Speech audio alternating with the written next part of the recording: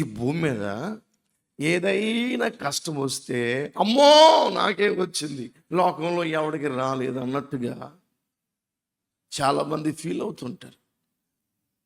నాకే ఎందుకు రావాలి, అందరికి రావచ్చుగా. అందరికీ వచ్చింది అనుకోండి, అందరికీ వచ్చింది నాకే వచ్చింది అంట, పాలే అందరికీ వచ్చింది నాకు వచ్చింది, ఏం ఇబ్బంది లేదులే అనుకుంటారు జనం.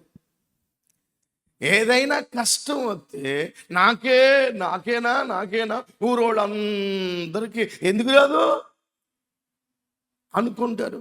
ఆ మనుషుల యొక్క తత్వం అలా ఉంటుంది. ఇక ఏదైనా సందర్భంలో ఆ ఫీలింగ్స్, తన స్వభావాన్ని మనిషి బయట పెడతాడు.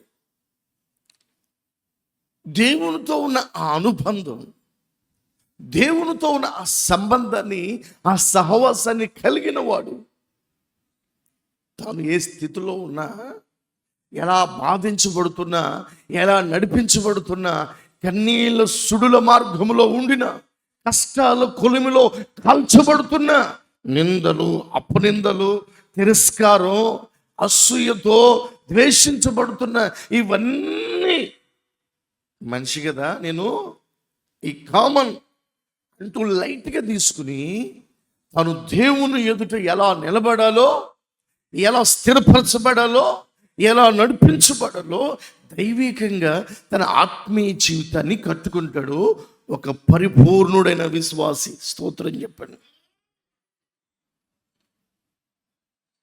నేను అంటాను, ఎన్గేదలో ఈ కీర్తన రాస్తున్నాడు. ఆయన రాసిన సందర్భం ఏంటంటే, ప్రాణభయంతో పారిపోతున్న రోజుల్లో, తిండి లేదు, సుఖం లేదు, ఎప్పుడు వచ్చి ఈ సౌలు చేతిలో ఉన్న బాణం తగులుతుందో తెలియదు,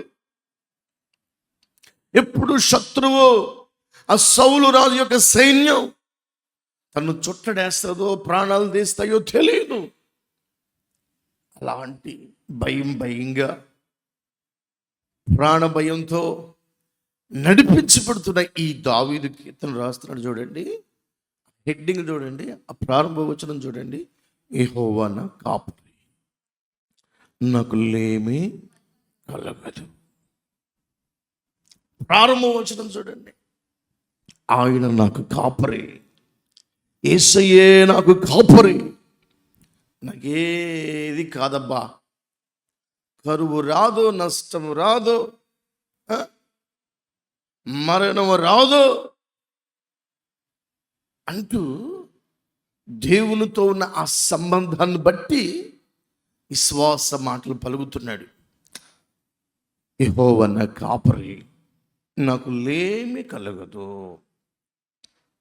తర్వాత రాస్తూ అంటాడు, ఆయన నన్ను పచ్చిక గల చోట్ల పరుండ చేస్తున్నాడు.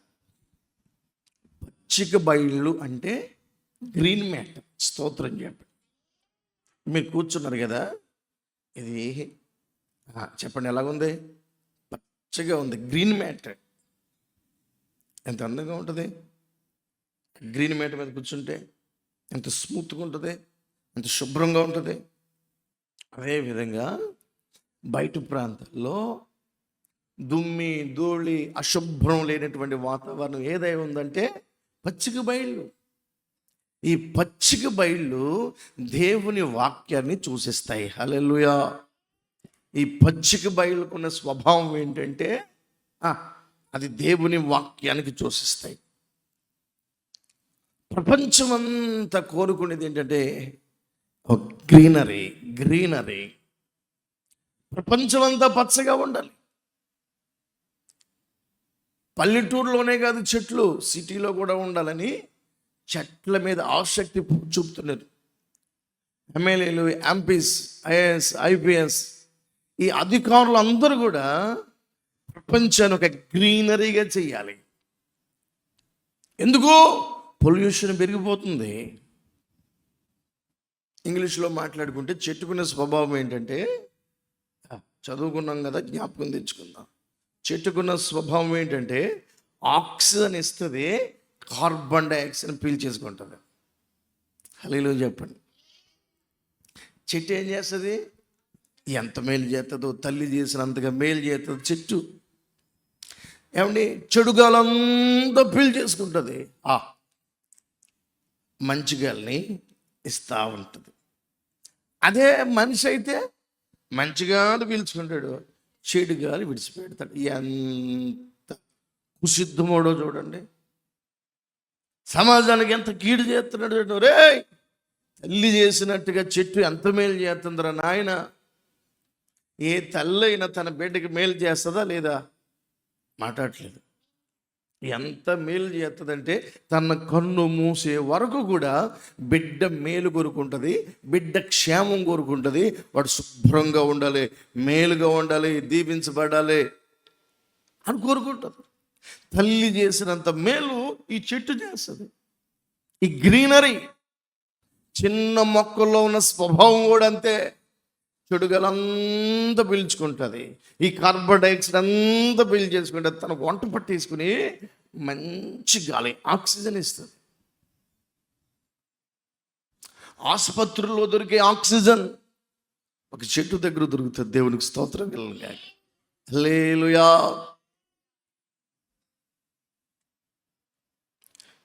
ఈ పూట నేను చెప్తున్నది ఒకటి, పచ్చిక బయల్లో నన్ను పురుండ చేయుచున్నావు అంటే అర్థం ఏంటి? ఆరోగ్యకరమైన వాక్యం దగ్గర నేను బ్రతుకుతున్నాను. హల్లెలూయా. దైవజనుడు పౌలయ్య గారు వాక్యాన్ని గురించి వాక్యంలో ఏమని రాసి పెట్టాడు తెలుసా?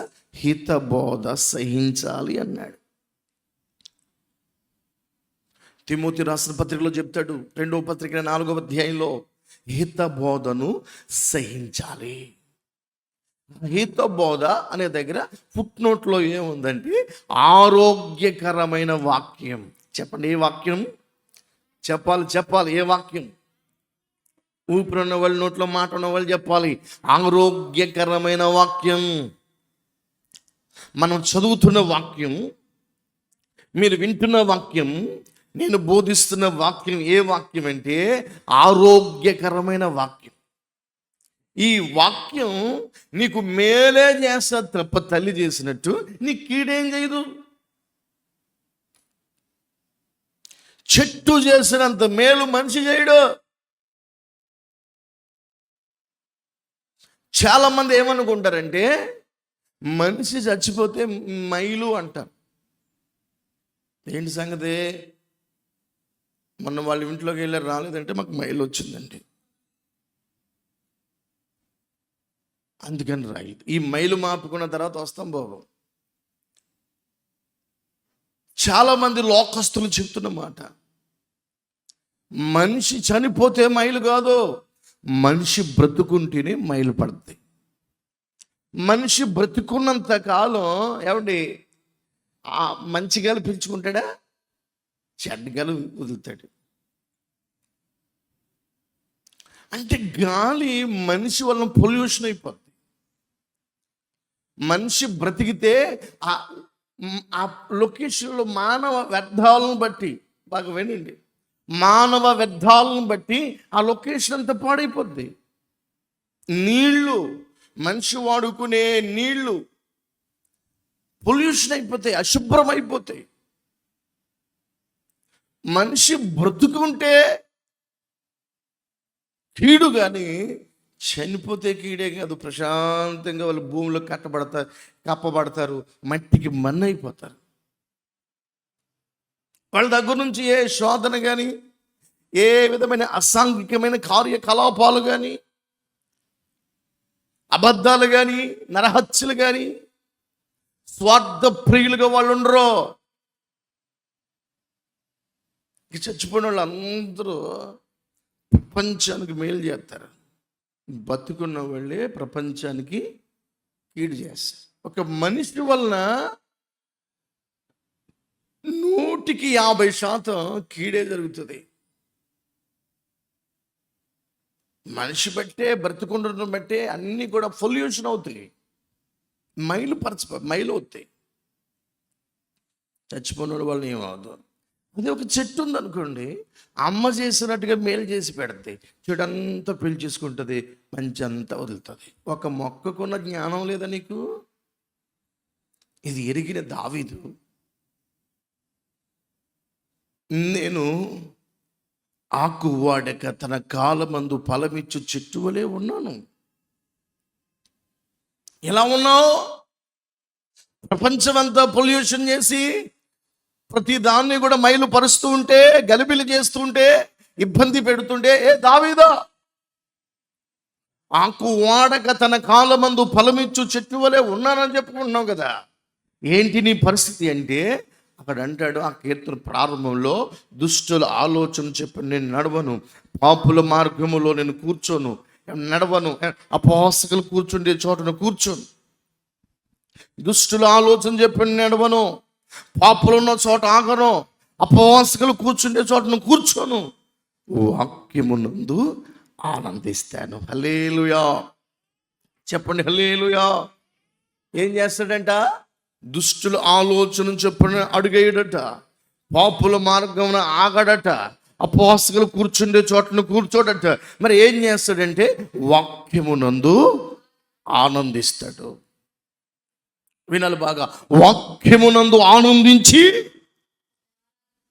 అలా వాక్యమునందు ఎప్పుడైతే ఆనందిస్తే, ఆ వాక్య ధ్యానములో ఉంటాడో, అప్పుడు అంటాడు, ఆకు వాడక తన కాలంలో ఫలమిచ్చే చెట్లకు నేను ఉన్నాను, అందుకు దేవునికి స్తోత్రం కలుగును గాక.